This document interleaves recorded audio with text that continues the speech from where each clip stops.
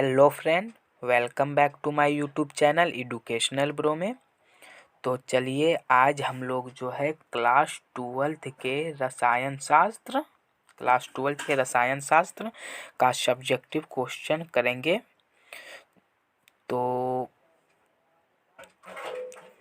ये जो है हमारा ऑफिशियल मॉडल पेपर है। तो चलिए बिना समय गवाए वीडियो को स्टार्ट करते हैं। तो इसमें मेरा एक निर्देशांक दिया गया है। क्या दिया गया है? निर्देशांक दिया गया है कि परीक्षार्थी यथासंभव अपनी भाषा में उत्तर दे।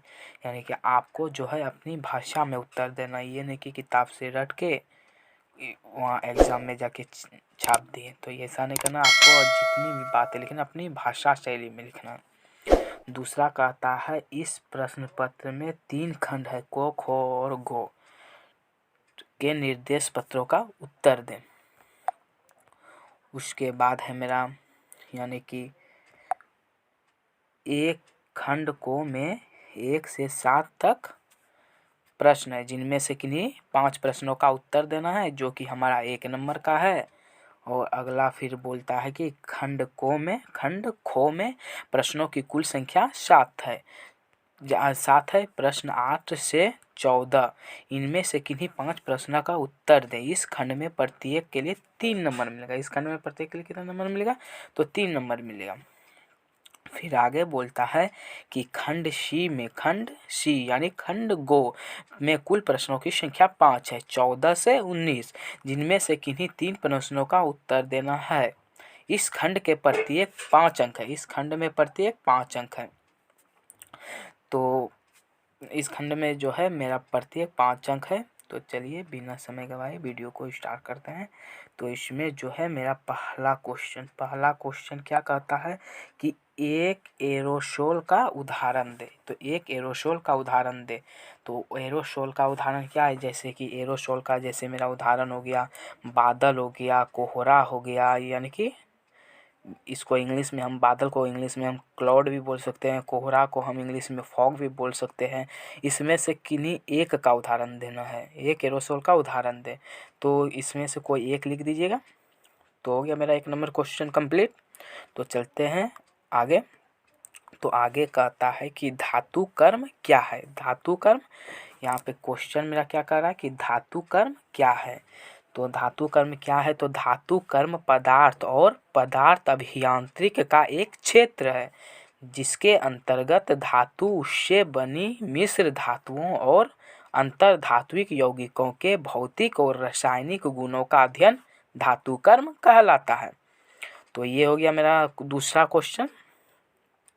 इसमें जो है ना दोस्तों बहुत ही आसान क्वेश्चन दिया गया है आपके मॉडल सेट में। तो अब क्वेश्चन तीसरा क्या कहता है कि वर्ग 15 के लिए हाइड्राइड के किसका क्वथनांक न्यूनतम होता है। तो किसका क्वथनांक? तो वर्ग 15 में जो जितना भी तत्व है तो उनमें किसका जो है क्वथनांक न्यूनतम होता है। तो ये जो मेरा pH3 है, वर्ग 15 में जो pH3 का क्वथनांक है सबसे न्यूनतम होता है। अब नेक्स्ट क्वेश्चन की ओर चलते हैं। तो नेक्स्ट क्वेश्चन कहता है कि Mn/2+ में कितना अयुग्मित इलेक्ट्रॉन मौजूद है। Mn/2+ में कितना अयुग्मित इलेक्ट्रॉन मौजूद है? तो सबसे पहले देख लीजिए, सबसे पहले है Mn/2+ में कितना इलेक्ट्रॉन युग्मित है, यानी Mn का जो मास होता है मेरा 25 होता है। तो इसको हम संकरण के रूप में लिखेंगे तो 1s2 2s2 2p6 3s2 3p6 4s2 3d 10 तक होता है। यहाँ पे मेरा 3d 10 तक होता है। लेकिन हम जब यहाँ नंबर काउंटिंग करेंगे तो 2 4 6 10 2 12 6 18 2 20 या और मेरा होगा 25 और मेरा क्या होगा 25। तो इसमें 3d हम 5 डालेंगे तो इधर 4s2 तक यहाँ तक मेरा संख्या 20 हुआ और 3d 5 डालेंगे तो 25 हो जाएगा। यहाँ 3d 10 तक होता है। तो मेरा Mn है तो Mn का 25 होता है। तो ये जो है ये अयुग्मित इलेक्ट्रॉन हुए और इसमें जो ये क्या बचे तब 3d 5। तो 3d 5 यानी डी ब्लॉक जो है वो 5 कक्षाओं में होते हैं। तो 5 कक्षा में कैसे ये एक पाँचों में हम इलेक्ट्रॉन भरेंगे तो 1 2 3 4 5, पाँचों में इलेक्ट्रॉन भर दिए। तो इनमें से 5 अयुग्मित इलेक्ट्रॉन है। तो अब कैसे 5 अयुग्मित इलेक्ट्रॉन, युग्मित इलेक्ट्रॉन किसे कहते हैं? तो युग्मित इलेक्ट्रॉन जैसे एक इधर से गया और इसी में एक उधर से आएगा, इसे कहते हैं युग्मित इलेक्ट्रॉन। इसमें सब इधर से गया है, इसमें सब इधर से गया है, तो ये हुआ अयुग्मित इलेक्ट्रॉन। तो मेरा इसमें नेक्स्ट क्वेश्चन है, नेक्स्ट क्वेश्चन क्या है कि वर्ग समतलीय ज्यामिति में किस प्रकार का संकरण पाया जाता है? वर्ग समतलीय ज्यामिति में जो है किस प्रकार का संकरण पाया जाता है? तो वर्ग समतलीय ज्यामिति में DS2 DSP स्क्वायर का संकरण पाया जाता है। तो मेरा अब नेक्स्ट क्वेश्चन है कि राइट द IUPAC नेम, यानी कि इसका जो है IUPAC नाम लिखने के लिए बोला है। तो IUPAC नेम लिखना है। तो क्वेश्चन मेरा क्या है? तो क्वेश्चन है CH3CH, इससे CH3 जुड़ा हुआ है, CH और इससे OH जुड़ा हुआ है, एल्कोहल समूह, और CH2 और ये CHO और ये एल्डिहाइड समूह जुड़ा है। तो सबसे पहले इसमें देखेंगे लॉन्गेस्ट कार्बन चेन कितना है। तो लॉन्गेस्ट कार्बन चेन कितना है? तो अगर इधर से गिनती करेंगे तो 1 2 3 4 5, लॉन्गेस्ट कार्बन चेन 5, ये 1 2 3 4 5, इधर भी 5, इधर भी 5। अब इधर से करते हैं 1 2 3 4 5, यानी कि इधर से भी गिनती करते हैं तो लॉन्गेस्ट कार्बन चेन 5 होता है। तो अब देख रहे हैं, अब हम किधरों से यानी गिनती कर सकते हैं। तो अब बात रहा कि गिनती किधर से करें। अगर इधर से गिनती करते तो 1 2, 2 पे एक प्रीफिक्स दिख रहा है, और इधर से अगर गिनती करते तो 1 नंबर पर ही मेरा सफिक्स, सेकेंडरी सफिक्स दिख रहा है। तो गिनती हम किधर से करेंगे? इधर से, यानी 1 2 3 4 5, यानी कि 4 मिथाइल, 4 मिथाइल, और 2 गो यानी कि 2 सेकेंडरी सफिक्स है, तो एक को हम प्रीफिक्स बना लेंगे, एक को प्रीफिक्स बनाएंगे। अब बात रही कि हम एल्कोहल को प्रीफिक्स बनाएं या एल्डिहाइड को प्रीफिक्स बनाएं, तो हम चले जाएंगे क्रियाशीलता के आधार पर। तो क्रियाशीलता के आधार पर क्या कहता है? क्रियाशीलता के आधार पर अधिक क्रियाशील कौन है? CHO, यानी एल्डिहाइड अधिक क्रियाशील है और एल्कोहल कम क्रियाशील है। तो एल्कोहल को हम क्या कर देंगे? प्रीफिक्स बना लेंगे। तो एल्कोहल का प्रीफिक्स के रूप में क्या नाम है? हाइड्रोक्सी। तो मेरा नाम हो जाएगा इसका 4 methyl 3 hydroxy, 4 methyl 3 hydroxy pent 1 al हो गया। तो यहाँ पे देख लीजिए 4 methyl 3 hydroxy pentan 1 al, pentan 1 al. तो अगर अब इसको हम अल्फ़ाबेटिकली लिख देते हैं तो अच्छा रहेगा। तो इसमें मिथाइल और हाइड्रोक्सी में अल्फ़ाबेटिकली में किसका पहले आता है? तो हाइड्रोक्सी आता है। तो 3 hydroxy 4 methyl pentan 1 al, that is called pentanal. तो मेरा यानी कि क्वेश्चन नंबर 6 समाप्त हो गया। अब मेरा क्वेश्चन नंबर 7 है कि तो क्या कहता है इसमें कि विटामिन डी की कमी से होने वाला एक बीमारी का नाम लिखें। तो विटामिन डी की कमी से कौन सा बीमारी होता है दोस्तों? तो विटामिन डी की कमी से रिकेट्स बीमारी होता है। तो अब रिकेट्स बीमारी में होता क्या है? रिकेट्स बीमारी में जो होता है मेरा, यानी कि हड्डियां जो है कमज़ोर हो जाता है, हड्डियां कमज़ोर हो जाता है। जिससे कि कमज़ोर होने का मतलब है कि जो टेढ़ा मेढ़ा हड्डी हो जाता है, जो चल नहीं पाता है, उसी को विटामिन डी की कमी से होता है। तो मेरा 1 से लेकर 7 तक पूरा क्वेश्चन कंप्लीट हो गया, जिनमें से आपको किन्हीं 5 प्रश्नों का ही उत्तर देना है, जिसका आपको प्रत्येक का 1 नंबर मिलेगा। तो आपको ये 7 क्वेश्चन अच्छे से समझ में आ गया होगा। तो अगर कोई वाला क्वेश्चन नहीं समझ में आया तो हमें कमेंट करके ज़रूर बताना। तो मिलते हैं अब आगे। तो आगे क्या कहता है? क्वेश्चन नंबर 8 क्या है? तो क्वेश्चन नंबर 8 कहता है कि अभिक्रिया की कोटि क्या है? प्रथम कोटि अभिक्रिया का मात्रक क्या है? तो कहता अभिक्रिया की कोटि जो है क्या है?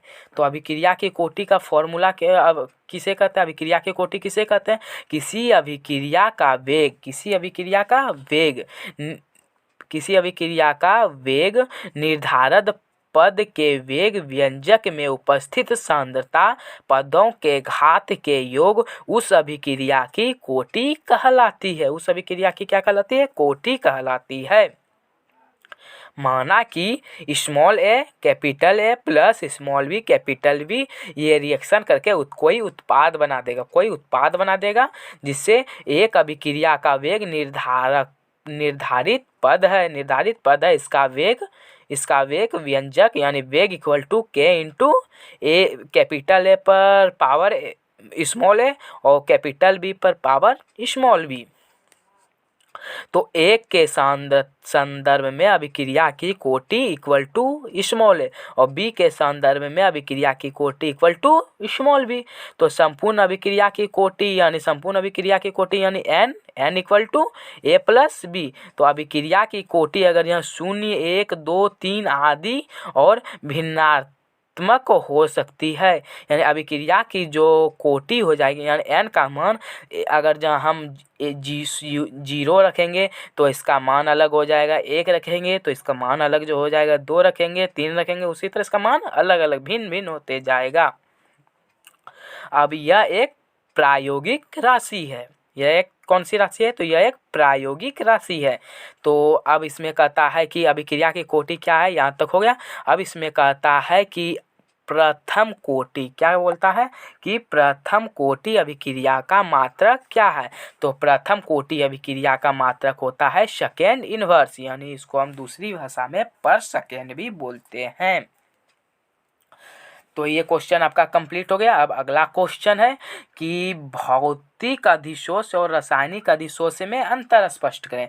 ये क्वेश्चन जो है दोस्तों बहुत बार पूछा गया है कि भौतिक अधिशोष और रासायनिक अधिशोष में अंतर स्पष्ट करें। तो अंतर क्या स्पष्ट करना कि अब भौतिक अधिशोष और रासायनिक अधिशोष का 2 डाटा बना लेंगे। तो एक तरफ हो जाएगा मेरा भौतिक अधिशोष और एक तरफ हो जाएगा मेरा रासायनिक अधिशोष। अब भौतिक अधिशोष पहला हो जाएगा मेरा भौतिक अधिशोष और दूसरा हो जाएगा रासायनिक अधिशोष। तो भौतिक अधिशोष किसे कहते हैं? तो इसका उपयोग निम्न ताप पर होता है। भौतिक अधिशोष का जो है उपयोग निम्न ताप पर होता है और रासायनिक अधिशोष जो है इसका उपयोग जो है उच्च ताप पर होता है। तो सॉरी दोस्तों, यहाँ पे मेरा निम्न हो गया है, तो यहाँ पे होगा मेरा उच्च। यहाँ इसका उपयोग उच्च ताप पर होता है। और इसका दूसरा पॉइंट हो जाएगा यह बहुआण्विक स्तर के रूप में रहता है। यह जो है भौतिक अधिशोष जो है द्विआण्विक स्तर के रूप में रहता है और रासायनिक अधिशोष जो है यह एक आणविक स्तर के रूप में रहता है। अब इसका अगला हो जाएगा, इसका अगला मेरा क्या हो जाएगा? तो इसमें है एक सक्रियण ऊर्जा, यानी इसमें जो है भौतिक अधिशोष में सक्रियण ऊर्जा कम होती है और रासायनिक अधिशोष में सक्रियण ऊर्जा अधिक होती है। और अगला पॉइंट हो जाएगा यह प्रतिवर्ती होती है। भौतिक अधिशोष जो है प्रतिवर्ती होती है और रासायनिक अधिशोष जो है वो प्रतिवर्ती होती है। तो मैं आशा करता हूँ आपको जो है ये 9 नंबर वाला क्वेश्चन अच्छे से समझ में आ गया होगा। तो चलते हैं अब क्वेश्चन नंबर 10 की ओर। तो क्वेश्चन नंबर 10 क्या कहता है? तो क्वेश्चन नंबर 10 कहता है अभिक्रिया को पूरा करें। तो अभिक्रिया मेरा क्या दिया है?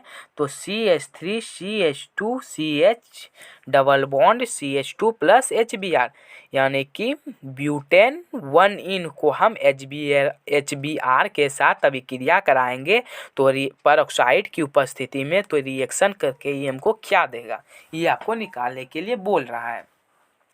तो सबसे पहले जो है मेरा तो HBr जो है HBr को एक प्लस होगा एक माइनस होगा, HBr टूट जाएगा तो H पर प्लस और Br पर माइनस। तो तो यहाँ पे क्या दिया है? परऑक्साइड की उपस्थिति में।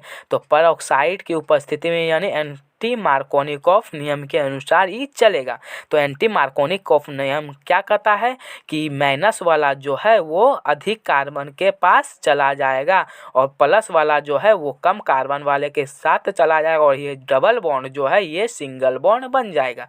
तो उसी प्रकार यहाँ पे किए हैं कि CH3 CH2 और यहाँ CH यहाँ यानी कि यहाँ पे जो है कम कार्बन वाला है तो H यहाँ पे आ जाएगा। तो यहाँ पे क्या हो जाएगा CH2 और ये सिंगल बॉन्ड हो जाएगा और CH2 के साथ Br जुड़ जाएगा, Br जुड़ जाएगा। और इसका हम अगर जहाँ IUPAC नाम पढ़ेंगे तो इसका IUPAC नाम क्या हो जाएगा, ये CH3 है और ये एक यानी CH2 हो गया तो इसका IUPAC नाम हो जाएगा 1 ब्रोमोब्यूटेन। तो अब अगर इसमें बी नंबर क्वेश्चन है कि CH3 CH2 Br plus AgCN यानी कि CH3 CH2 Br plus AgCN का अगर हम रिएक्शन कराएंगे तो AgCN टूट जाएगा Ag पर प्लस और Cn पर माइनस।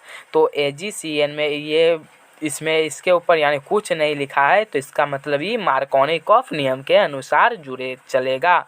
तो मार्कोनिकॉफ नियम के अनुसार क्या होता है तो ये CH3 CH2 और ये Cn जो है CH2 के साथ आके जुड़ जाएगा और AgBr जो है मेरा वेस्ट प्रोडक्ट के रूप में निकल जाएगा।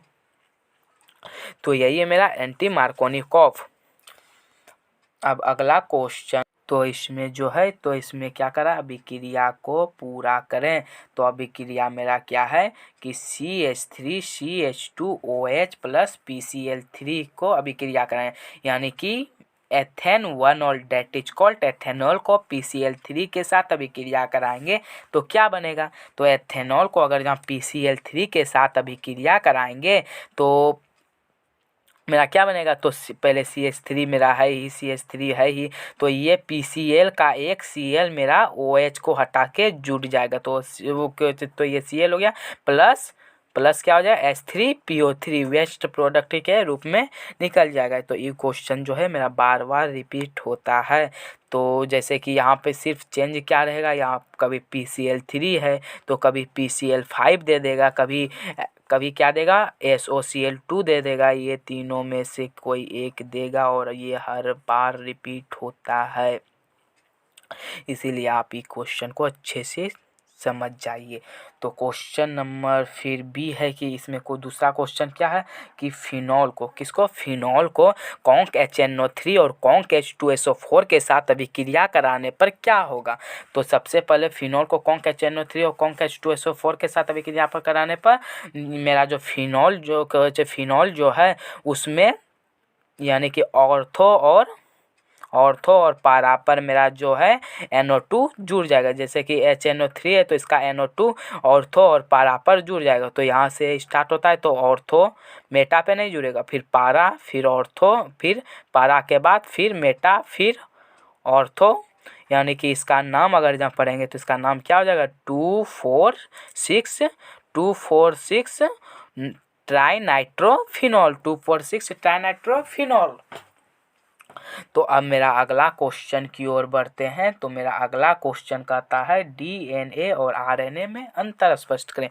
तो देखिए दोस्तों, जो क्या किया है कि बायोलॉजी का जो क्वेश्चन है वो मेरा केमिस्ट्री में सेट कर दिया है। तो चलिए कोई दिक्कत नहीं है, हम लोग क्वेश्चन को देखते हैं। तो ये इसमें क्वेश्चन क्या कहा है DNA और RNA में 3 अंतर लिखें। तो इसका 3 अंतर लिखने के लिए कह रहा है DNA और RNA के बीच। तो सबसे पहले हम DNA और RNA का डाटा बना लेंगे। तो डाटा बना लिए तो DNA एक तरफ लिख देंगे DNA और एक तरफ लिख देंगे RNA। तो DNA जो है इसका आकार दोहरा अनुकुंडलिनीय होता है। इसका आकार कैसा होता है, दोहरा अनुकुंडलिनीय होता है, जिसमें 2 पॉलीन्यूक्लियोटाइड के धागे पाए जाते हैं। जिसमें कितने पॉलीन्यूक्लियोटाइड के धागे पाए जाते हैं, 2 पॉलीन्यूक्लियोटाइड के धागे पाए जाते हैं। और RNA जो है यह एकल हरी होती है।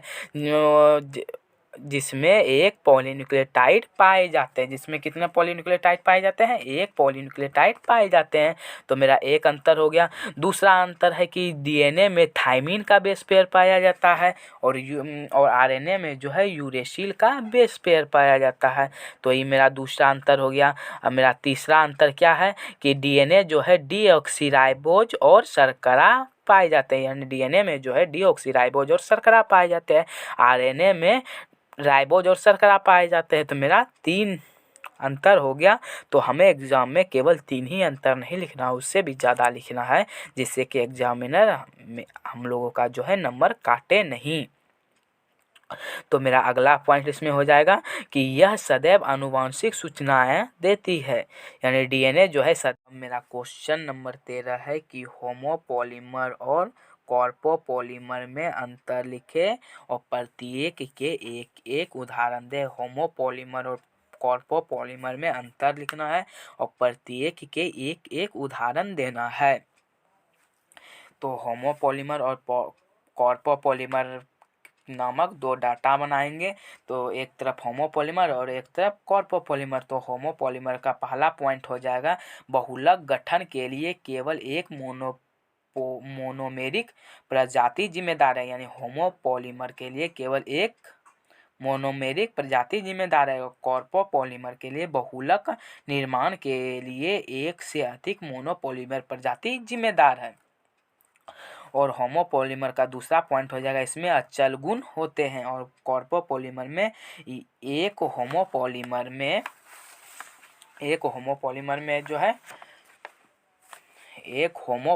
में वांछनीय गुणों को कॉर्पोपॉलीमर में डाला जाता है। अब इसका अगला पॉइंट हो जाएगा कि होमोपॉलीमर जो है इसका वर्गीकरण नहीं किया जाता, होमोपॉलीमर का वर्गीकरण नहीं किया जाता है और कॉर्पोपॉलीमर का जो है इसके आगे वर्गीकरण किया जाता है। तो कॉर्पोपॉलीमर का कौन कौन सा वर्गीकरण किया जाता है? तो कॉर्पोपॉलीमर का कराया जाता है रैंडम कॉर्पोपॉलीमर, अल्टरनेटिव कॉर्पोपॉलीमर और ब्लॉक कॉर्पोपॉलीमर। और इसका अगला पॉइंट हो जाएगा उदाहरण। इसका एक एक उदाहरण मांग रहा है, तो हम लोग 2-3 उदाहरण दे देंगे। तो इसका उदाहरण है जैसे परमवीर चक्र यानी पॉलीथीन हो गया, टेफ्लॉन हो गया इत्यादि। और हम कॉर्पोपॉलीमर का हो जाएगा मेरा उदाहरण नायलॉन हो गया, ब्यूना एन हो गया, ब्यूना एस इत्यादि हो जाएगा। तो क्वेश्चन नंबर 13 मेरा कंप्लीट हो गया। अब क्वेश्चन नंबर 14 की ओर बढ़ते हैं। तो क्वेश्चन नंबर 14 कहता है प्रशांतक क्या है, एक उदाहरण दे। प्रशांतक क्या है, एक उदाहरण दे। तो सबसे पहले हम लोग लिखेंगे प्रशांतक होता क्या है। तो प्रशांतक क्या है? तो प्रशांतक केंद्रीय तंत्रिका पर अपना प्रभाव डालता है। ये मानसिक रोगों के उपचार में सहायक होती है, यानी प्रशांतक जो है मानसिक उपचार में सहायक होती है। साथ ही अल्पाधिक तनाव वो अवसाद की स्थिति में काम आती है। और इसका एक उदाहरण बोल रहा है, तो इसका उदाहरण क्या हो जाएगा? इक्वेलिन हो जाएगा, क्लोराइडी जेपोक्साइड हो जाएगा आदि। और नेक्स्ट है मेरा दूसरा, इसमें बी नंबर में क्या कहता है, पीराहारी क्या है, एक उदाहरण दे। तो अब पीराहारी क्या होता है? तो पीराहारी किसे कहते हैं? तो वैसा रासायनिक उत्पाद या दवाइयाँ जिसका उपयोग बेहोश किए बिना दर्द का निवारण करने में करते हैं, उसे पीराहारी कहते हैं। उसे क्या कहते हैं? पीराहारी कहते हैं। जैसे हो जाएगा मेरा एस्पिरिन आदि। अब मेरा नेक्स्ट क्वेश्चन हो जाएगा 15वां क्वेश्चन। तो 15वां क्वेश्चन क्या कहता है? संक्षिप्त पर टिप्पणी लिखें। तो ये जो है हमारा 5 नंबर में आता है। तो इसमें पहला टिप्पणी किसका कहता है? तो पहला कहता है इसका प्रतिचुंबकी का, दूसरा है अनुचुंबकी का, तीसरा है लौ चुंबकी का। तो पहला लिखेंगे प्रतिचुंबकी का। तो सबसे पहले है प्रतिचुंबकी पदार्थ। तो प्रतिचुंबकी पदार्थ का लिखेंगे। तो प्रतिचुंबकी पदार्थ किसे कहते हैं? तो वे पदार्थ जो बाह्य क्षेत्र द्वारा दुर्बल रूप यानी कि वैसा पदार्थ जो बाह्य क्षेत्र दुर्बल रूप से आकर्षित होता है, दुर्बल रूप से आकर्षित होता है, प्रतिचुंबकीय पदार्थ होते हैं। इन पदार्थों में अयुग्मित इलेक्ट्रॉन नहीं होते, यानी प्रतिचुंबकीय पदार्थों में अयुग्मित इलेक्ट्रॉन नहीं होते हैं तथा सभी कक्षक पूर्ण रूप से भरे होते हैं, तथा सभी कक्षक जो होंगे मेरा पूर्ण रूप से भरे होंगे। अतः एक इलेक्ट्रॉन का एक दिशा में चुंबकीय आघूर्ण विपरीत चक्रण वाले इलेक्ट्रॉन से युग्मन के द्वारा नष्ट हो जाता है, जिसे प्रतिचुंबकीय पदार्थ कहते हैं। अब इसका एक उदाहरण लिख देंगे, जैसे Zn पर 2+ के यौगिक हो जाएगा, Ti पर O के यौगिक, NaCl के यौगिक, C6H6 के यौगिक और V2O3 के यौगिक हो जाएगा। अब मेरा दूसरा है कि अनुचुंबकीय पदार्थ किसे कहते हैं, अनुचुंबकीय पर टिप्पणी लिखना है। तो अनुचुंबकीय का क्या हो जाएगा, अनुचुंबकीय पदार्थ यानी पैरामैग्नेटिक सब्सटेंस। तो पैरामैग्नेटिक सब्सटेंस किसे कहते हैं, तो वे पदार्थ जो बाह्य चुंबकीय क्षेत्र द्वारा दुर्बल रूप से आकर्षित होता है और अनुचुंबकीय पदार्थ कहलाते हैं, यानी कि वैसा पदार्थ जो बाह्य चुंबकीय क्षेत्र द्वारा दुर्बल यानी कमजोर रूप से आकर्षित होते हैं उसे अनुचुंबकीय पदार्थ कहते हैं। ये गुण वे पदार्थ प्रदर्शित करते हैं जिनमें अयुग्मित इलेक्ट्रॉन होते हैं, जिनमें क्या होते हैं, अयुग्मित इलेक्ट्रॉन होते हैं। चुंबकीय क्षेत्र की अनुपस्थिति में ये पदार्थ अपना चुंबकत्व को नष्ट कर लेता है, ये पदार्थ जो है अपना चुंबकत्व को क्या कर देता है, नष्ट कर देता है। तो इसका एग्जाम्पल हो जाएगा कुछ संक्रमण तत्व एक आयन जैसे Cu पर 2+, Fe पर 2+, TiO, CuO, CuCl2 etc। अब मेरा तीसरा है कि लौह चुंबकीय पदार्थ पर टिप्पणी लिखना है। तो लौह चुंबकीय पदार्थ किसे कहते हैं, तो लौह चुंबकीय पदार्थ हो जाएगा मेरा फेरोमैग्नेटिक सब्सटेंस। तो इसका हो जाएगा वे क्षेत्र जो बाह्य विद्युत क्षेत्र द्वारा प्रबलता से आकर्षित होता है और बाह्य चुंबकीय क्षेत्र के अनुपस्थिति में भी अस्थायी चुंबकत्व प्रदर्शित करते हैं, लौह चुंबकीय पदार्थ कहलाते हैं। इसमें भी अयुग्मित इलेक्ट्रॉन उपस्थित होते हैं, यानी लौह चुंबकीय पदार्थ में भी अयुग्मित इलेक्ट्रॉन उपस्थित होते हैं। इसमें अयुग्मित इलेक्ट्रॉन का चुंबकीय आघूर्ण एक ही दिशा में स्वतः उत्पन्न हो जाता है। तो एग्जाम्पल जैसे मेरा क्या हो जाएगा, जैसे हो जाएगा FeCO NiCrO2 etc। ये जो है अयुग्मित होते हैं, ये क्या होते हैं, अयुग्मित होते हैं। तो 15 नंबर का प्रतिचुंबकीय पदार्थ, अनुचुंबकीय पदार्थ और लौह चुंबकीय पदार्थ कंप्लीट हो गया। अब क्वेश्चन नंबर 16 की ओर बढ़ते हैं। तो क्वेश्चन नंबर 16 कहता है कि वैद्युत अपघटन के लिए फैराडे का नियम लिखें। तो वैद्युत अपघटन के लिए किसका नियम लिखना है, फैराडे का नियम लिखना है। तो इसमें मेरा फैराड का विद्युत अपघटन का लिखने के लिए बोल रहा है। तो सबसे पहले फैराड जो होता है मेरा, फैराड का 2 लॉ होता है, फैराड का फर्स्ट लॉ और फैराड का सेकेंड लॉ। तो दोनों लॉ को हम लिखेंगे। तो फैराड का फर्स्ट लॉ क्या है, तो इस नियम के अनुसार विद्युत अपघटन की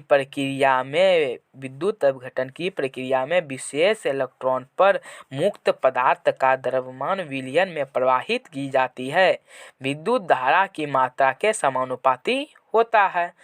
अर्थात W समानुपाती Q, या Q को हटाएंगे तो IT लगा सकते हैं, तो W समानुपाती IT, जिसे दूसरी भाषा में W = ZIT भी कहते हैं, ZIT भी कहते हैं, W को Z भी बोलते हैं। तो ZIT हो गया। तो अब फैराडे का सेकेंड लॉ क्या है, तो फैराडे का सेकेंड लॉ कहता है इस नियम के अनुसार जब श्रेणी क्रम में जुड़े विभिन्न विद्युत अपघटनों को विलयन में समान मात्रा में विद्युत प्रवाहित की जाती है तो इलेक्ट्रॉन पर मुक्त पदार्थों का द्रव्यमान उनके तुल्यांकीय भार के समानुपाती होता है। अर्थात अर्थात W समानुपाती E, W समानुपाती E। तो हो जाएगा मेरा, या फिर हो जाएगा W1/W2, यानी W समानुपाती E, यानी W का मान जितना होगा वो E के बराबर होगा, यानी W1/W2 equal to E1/E2, E1/E2। तो इस तरह जो है मेरा क्वेश्चन नंबर 16 का ए नंबर जो है कंप्लीट हो गया। अब इसका क्वेश्चन नंबर बी है कि 2 ampere electron current in passed through aqueous solution of copper chloride यानी CuCl2 for 30 minutes with amount the copper Cu will deposit at cathode। तो इसमें बोल रहा है 2 इलेक्ट्रॉन का करंट प्रवाहित हो रहा है एक्वस सॉल्यूशन में CuCl का, तो 30 मिनट में कैथोड पर कितना कॉपर जमा होगा। तो 30 मिनट बाद कैथोड पर कितना कॉपर जमा होगा। तो पहले इसका धारा क्या है, तो ये किस धारा से बह रहा है, तो 2 एम्पियर इलेक्ट्रॉन, तो 2 एम्पियर इलेक्ट्रॉन है, तो इसका धारा यानी आई हो जाएगा, धारा यानी आई हो जाएगा मेरा कितना 2 एम्पियर। और इसका जो है टाइम कितना है 30 मिनट, तो मिनट है तो इसको हम किस में बदलेंगे, सेकेंड में बदलेंगे। तो सेकेंड में बदलने के लिए 30 × 60 सेकेंड, तो टोटल मिला के हो गया 80, 101, 1800 सेकेंड हो जाएगा, 1800 सेकेंड हो जाएगा। अब Cu/2+ बोलता है एक्वस में कितना, Cu/2+ एक्वस में कॉपर 30 मिनट बाद कितना कॉपर जमा होगा। तो Cu/2+ एक्वस में, तो 2+ में कितना इलेक्ट्रॉन त्यागेगा, तो Cu कितना 2 इलेक्ट्रॉन त्यागेगा, तो 2e-2 इलेक्ट्रॉन। और Cu सॉलिड, तो Cu सॉलिड का जो है मेरा आणविक द्रव्यमान होता है 63.5। तो Cu सॉलिड का आणविक द्रव्यमान होता है 63.5। तो हम क्या करेंगे, प्रथम नियम का सूत्र लगाएंगे। तो प्रथम नियम का सूत्र क्या था कि W = ZIT। अब Z क्या है, Z = क्या होता है, तो Z = होता है मास/NF। तो मास मेरा कितना है, तो Cu का मास कितना है 63.5, और N का मान कितना है, N कितना 2 एम्पियर की धारा प्रवाहित हो रही है, नहीं N कितना है, N हो जाएगा 2 गुना, और F का मान हो जाएगा 96,500 गुना 2 एम्पियर की धारा प्रवाहित हो रही है, तो 2 गुना 1800 सेकेंड। जब इसको कटाएंगे तो 2 कट गया, 00 कट गया, तो 63.5 गुना 18 = 18/965 तो इसको गुना करने पर 1143/965 = 1.184 ग्राम आंसर हो जाएगा इसका। यानी क्वेश्चन नंबर 16 भी मेरा कंप्लीट हो गया। अब क्वेश्चन नंबर 17 की ओर बढ़ते हैं। तो क्वेश्चन नंबर 17 मेरा बोलता है, क्वेश्चन नंबर 17 क्या बोलता है कि निम्नलिखित यौगिक का संरचना बनाइए, यानी जितना भी यौगिक है इसका संरचना बनाइए। तो पहला हमको क्या दिया है, H3PO4 का संरचना बनाना है। तो और दूसरा मेरा क्या दिया है H3PO3, एक है H3PO4 और एक है H3PO3। तो मेरा पहला संरचना है H3PO4। तो इसमें मुख्य जो है मेरा क्या हो जाएगा, फास्फोरस आ जाएगा। तो फास्फोरस को ले लिए, और फास्फोरस कितना आबंधित होता है, तो फास्फोरस 5 आबंध का होता है। तो H3PO4, तो H मेरा P हो गया। अब O मेरा कितना है 4 है, तो O का आबंध कितना है 4 है, तो O मेरा 4 होगा, और H जो होगा 3 होगा। तो H3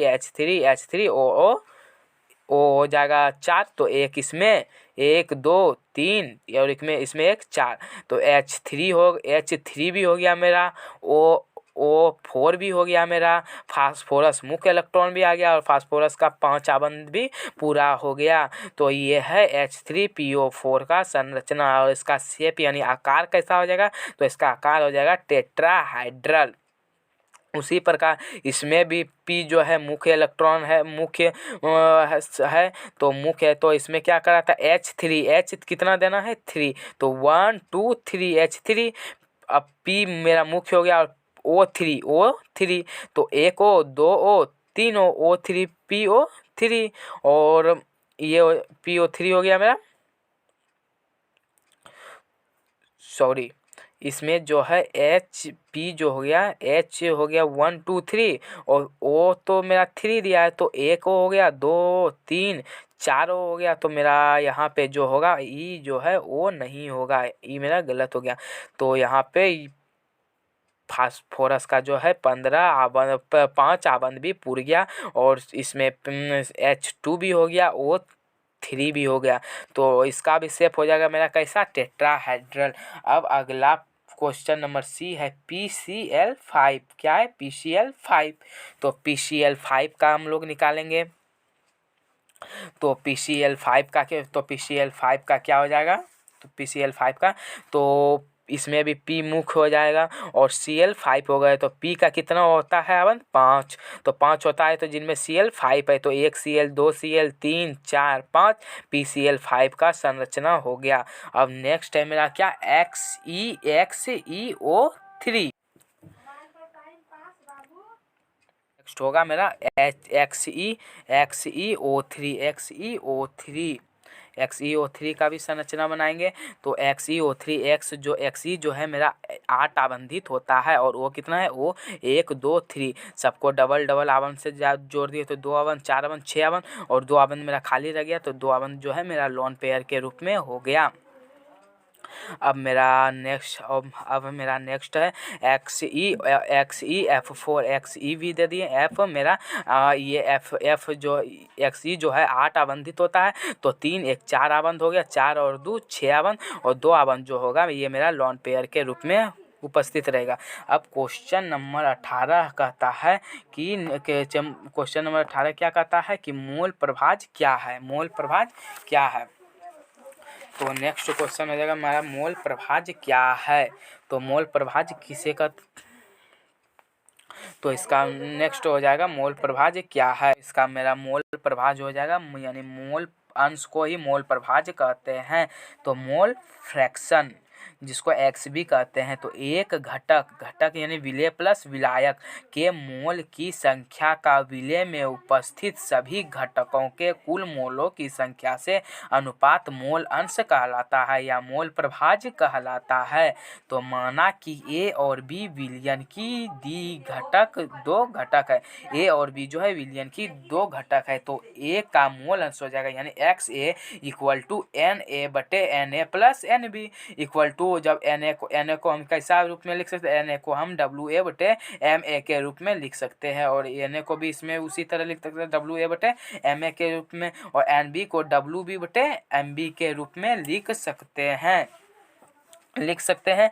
अब उसके बाद है बी का, अब इसके बाद है किसका बी का मोल अंश। तो बी का मोल अंश क्या कहता है, बी का मोल अंश यानी XB इक्वल टू NB बटे NA प्लस NB, तो NB का मान होता है WB बटे MB बटे NA का मान होता है WA बटे MA प्लस NB का मान होता है WB बटे MB। तो नोट पॉइंट मेरा क्या है कि मोल अंश का योग 1 के बराबर होता है, अर्थात XA plus XB equal to 1, यानी यूनिट अनुपात के कारण इकाई नहीं होती, यानी मोल प्रभाज की जो है इकाई नहीं होती है। अब मेरा इसका दूसरा क्वेश्चन है बी नंबर कि 10% W/W यानी ग्लूकोज विलयन में ग्लूकोज मोल अंश का प्रभाज क्या हो। तो मोल अंश का प्रभाज मेरा क्या होगा, यानी कि 10% W/W यानी कि इसको ग्राम मान लेते, W/W यानी ग्राम होता है, ग्लूकोज यानी 10 ग्राम ग्लूकोज पानी में घुला है, 10 ग्राम ग्लूकोज क्या है पानी में घुला है, इसीलिए 10 gram glucose present in 100 gram water, यानी 10 ग्राम ग्लूकोज 100 ग्राम पानी में घुला है, इसलिए मास ऑफ ग्लूकोज का मास निकालेंगे तो ग्लूकोज का मास कितना हो जाएगा 10 ग्राम, और मास ऑफ वाटर वो यानी कि पानी का मास कितना हो जाएगा, तो 100 में 10 निकल गया तो 10 ग्राम ग्लूकोज है, तो 100 में 10 गया तो 90 ग्राम मेरा पानी हो गया। अब उसके बाद है कि number of moles of glucose, यानी number of moles of glucose, यानी ग्लूकोज का आणविक सूत्र क्या हो जाएगा, C6H12O6, यानी गिवन मास बटे मोलर मास, गिवन मास बटे मोलर मास। तो गिवन मास कितना है ग्लूकोज का 10, और मोलर मास मेरा यानी कि C6H12O6 का मेरा आणविक सूत्र निकालेंगे तो 0.0 तो 180 हो जाएगा, दोनों को कटाएंगे तो 1/8 1/18 हो जाएगा, तो 18 से 1 में भगा देंगे तो 0.056 मोल हो जाएगा मेरा ग्लूकोज का मोलर मास। अब मेरा जल का मोलर मास क्या हो जाएगा, जल का मोलर मास क्या हो जाएगा, number of mole of water यानी H2O, तो इसका भी उसी तरह हो जाएगा गिवन मास बटे मोलर मास। तो गिवन मास मेरा कितना है 90 बटे, और मोलर मास यानी H2O का हो जाएगा 18, तो इसका कट के हो जाएगा 5, तो 5 मोल, यानी कि ग्लूकोज का हो गया 0.56 मोल, और वाटर क्या हो गया 5 मोल। तो ग्लूकोज का molar mass equal to, glucose का मोलर मास निकालना क्या रहा है, तो ग्लूकोज का molar mass equal to glucose बटे ग्लूकोज प्लस जल। तो ग्लूकोज है 0.056 बटे 0.056 प्लस 5, तो 0.056 बटे 5.06 इक्वल टू 0.11। तो क्वेश्चन नंबर 18 का बी भी कंप्लीट हो गया। तो चलिए अब क्वेश्चन नंबर 19 का सी को जानेंगे। तो क्वेश्चन नंबर 19 का सी मेरा क्या कहता है, क्वेश्चन नंबर 19 क्या कहता है कि निम्नलिखित अभिक्रिया में PQRST को पहचानिए। या निम्नलिखित अभिक्रिया जो है इसमें PQ यानी ये जो P है, Q है, R है, S है, T है, इसको पहचानना है। तो सबसे पहले हमको एक क्या कहता है कि CH3COOH को SOCl2 के साथ अभिक्रिया कराएंगे तो P क्या उत्पाद बनेगा, यानी कि CH3COOH को SOCl2 के साथ रिएक्शन कराएंगे तो CO तो क्या होगा, तो इसका हो जाएगा मेरा COOH का जो एक OH है, यानी इसका जो COOH का जो ये OH है ये टूट जाएगा और Cl2 यहाँ पे आ जाएगा, तो ये यहाँ पे P क्या हो जाएगा CH3COCl, यानी कि P हो जाएगा मेरा CH3COCl रिएक्शन करके। अब CH3COCl H2 के साथ PTPDK में BSO4 के साथ रिएक्शन करके Q बनाता है, तो Q क्या बनाता है, तो CH3CHO ये जब BSO4 के साथ अभिक्रिया करेगा तो SOCHO बना देगा। अब इसमें क्वेश्चन नंबर बी क्या कहता है कि CH3CH2COOH Cl2 रेड फास्फोरस और H2O के साथ रिएक्शन करके क्या बना देता है, रिएक्शन करके मेरा R बना देता है। तो R बना देता है, तो इसमें जो R अब क्या बनाता है, तो जब CH3CH2COOH Cl2 के साथ अभिक्रिया करेगा तो इसका यानी कि ये जो सफिक्स का X अल्फ़ा और सफिक्स के अल्फ़ा के जगह Cl जुड़ जाएगा, यानी CH2